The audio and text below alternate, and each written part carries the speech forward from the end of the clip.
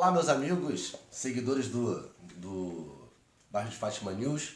Estamos aqui para mais uma aula da série Viajando nos Atlas. Eu sou o professor Márcio da Rochelle, professor da Rede Estadual do Rio de Janeiro.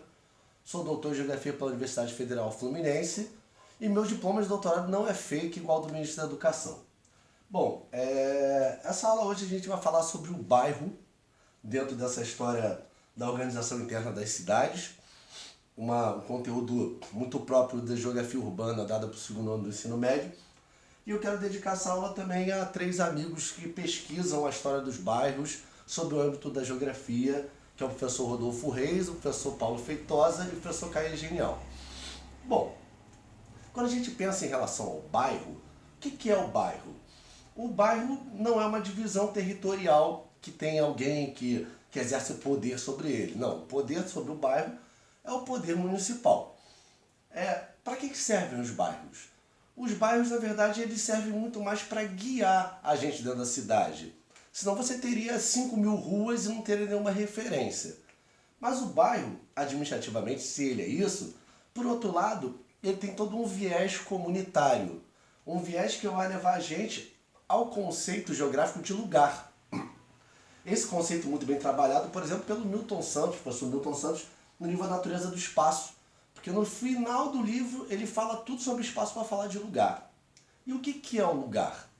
Esse conceito de lugar deriva lá da geografia francesa, do conceito de espaço de vida, ou espaço vivido, que são os espaços que são reconhecidos por aqueles que vivem ali. Então, você conhece o bairro, independente de você conhecer o mapa do bairro. Inclusive, a sua construção do que é o bairro onde você mora, muitas vezes é diferente do mapa oficial do bairro. Então, o que é o bairro? O bairro é um recorte espacial no qual existem relações sociais muito próprias, estabelecidas por aqueles moradores que ali viveram e que têm relações com as paisagens. E a gente vai pensar nisso agora. Inclusive, existe uma coisa que muita gente pergunta: Márcio, e o subbairro? Oficialmente, o subbairro não existe, mas a gente não pode dizer que ele não existe enquanto espaço vivido. Bairros que são muito grandes e muito ocupados, eles costumam ser divididos em outras áreas de maneira extraoficial por quem mora ali. E aí a gente pensa de fato nesse espaço vivido, que tem inclusive nomes dados por essas pessoas. Eu moro, por exemplo, no centro do Rio, mas aqui eu moro num pedacinho do centro do Rio que chamam de bairro de Fátima, que as pessoas nem sabem exatamente onde começa, onde termina. Elas sabem assim, aqui onde você está o bairro de Fátima. E onde é o limite dele? Não sabemos. O limite entre os bairros é muito fluido, ainda que exista uma divisão no mapa e que as suas contas às vezes chegam dizendo que é um bairro, às vezes diz que é outro, porque isso é muito fluido mesmo. O bairro ele é muito próprio do fenômeno da urbanização, ao passo que áreas rurais vão se transformando em áreas urbanas. A gente pegando aqui, chega pertinho, o Atlas Escolar da cidade do Rio de Janeiro de 2000, existe um mapa aqui muito interessante, que é o mapa de uso do solo da cidade. Aqui, o mapa de uso do solo da cidade. Quando a gente pega esse mapa de uso do solo, a gente tem aqui o que são as áreas urbanas, né? A área urbana é a área que está rosada. Aqui. Na verdade, se isso aqui é urbano, o que está à volta é rural, é silvestre, acaba sendo oficialmente urbano. Mas a tendência é áreas mais urbanizadas, ela é mais fragmentada em relação ao bairro. Se a gente pegar aqui essa coisa para botar por cima, essa camada, a gente vai reparar que esses bairros muito grandes são bairros que, na verdade, a área urbana é muito pequena. E muitas vezes essa área urbana, apesar de pequena, como por exemplo aqui a gente pegar o recorte aqui do bairro de Santa Cruz. Santa Cruz está mais ou menos aqui. A gente vê que a área urbana mesmo, essa parte rosa, é bem pequena. Mas o que é isso num limite em comparação a outras partes da cidade? Então você vai ter uma área aqui que eles vão chamar de um outro nome, mesmo sendo Santa Cruz, entendendo como se fosse um sub-bairro. Porque na verdade é um bairro extraoficial. Porque é o espaço vivido pelas pessoas que entendem que aqui não é mais igual aqui. Entendeu? Mas aí vai depender necessariamente da ação governamental para dividir esses bairros. Então nós temos a divisão oficial dos bairros, né? Que a gente vai ter aqui nesse mapa base aqui, que eu já mostrei inúmeras vezes. Aqui na zona central do Rio, a zona sul do Rio, a zona norte do Rio. Quando vai se encaminhando para a zona oeste do Rio, olha o tamanho dos bairros. São bairros imensos, que na verdade a área urbana é pouco ocupada, mas oficialmente é considerado como urbano, tanto que não se paga o ITR, o Imposto Territorial Rural, se paga o IPTU, o Imposto Predial Territorial Urbano. O ITR normalmente é pago para o governo do estado e o IPTU é pago para a prefeitura.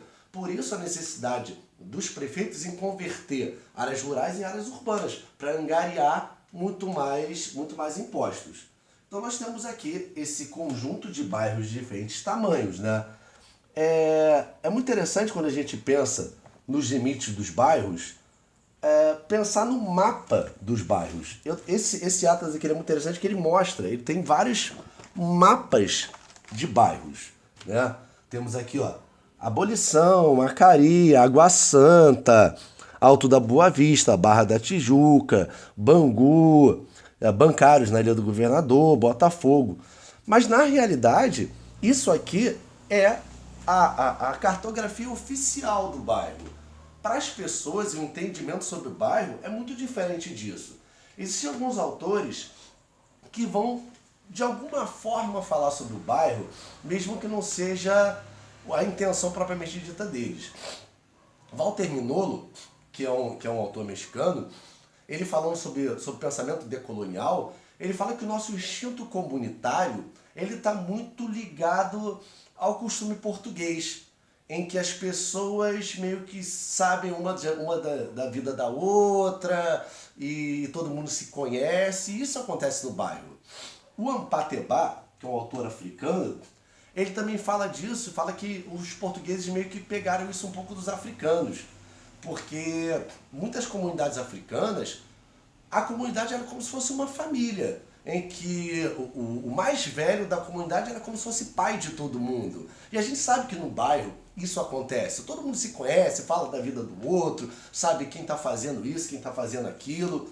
Então, os bairros, eles só existem enquanto espaço vivido por aqueles que habitam nesse bairro. Então, os limites desse bairro, eles são muito mais fluidos do que esses limites que estão constituídos aqui.